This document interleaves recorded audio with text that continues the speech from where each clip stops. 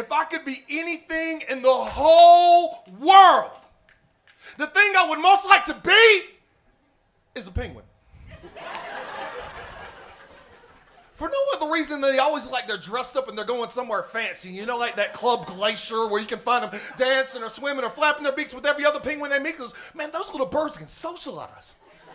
And you can see it in their eyes when they look into the skies and they think, man, I wonder if it'd be like to soar up there and drop a surprise between my thighs on top of the head of a polar bear. Sounds like fun. Problem is, though, is that, well, penguins can't fly. So I know I couldn't be one. Because I need to be up there tickling the bottom of the clouds with my fingers trying to make the entire sky shed tears of laughter. And then when they're finished, construct rainbow superhighways throughout everyone's consciousness so that me and my kin will never feel lonely again. This is the job of a lost bird. The name given to adopted Native American children whose parents paid their rent by signing peace treaties with the government and praying that their kids can make red and white mix. But skies are never more cold than when they're devoid of culture, causing frostbitten wings to peel away from themselves, hoping to one day find a lover. And I know that I've caused tornadoes because I pressed the air so hard it got angry and tried to fight back. And I know that I keep depressing the sun because I often make guardian angels in the snow just so that I can have one. We are prodigal children with no homes to return to, members of a church where there are no pews and the preacher only speaks in the number of years you've been flying, throwing torturous noises into the air like bombs over Baghdad. We ride them like slingshots, throwing us back into the sky, hoping to cast the last shadow of hopeless redemption.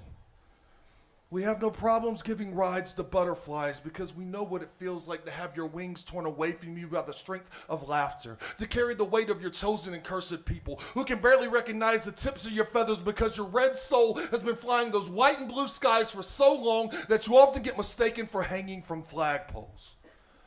And now we're all a generation of lost birds, fulfilling the fears of our forefathers in the places where they came to know them, leaving us to suffer through skies of malice filled with fiberglass clouds where love has about as much use as peanut butter.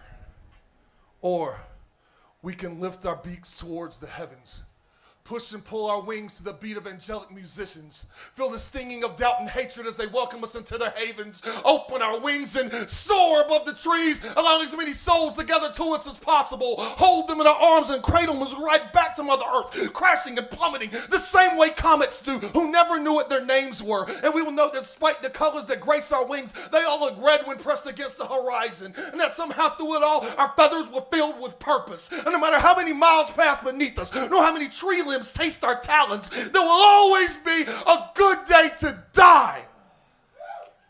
Just like there will always be a good day to fly.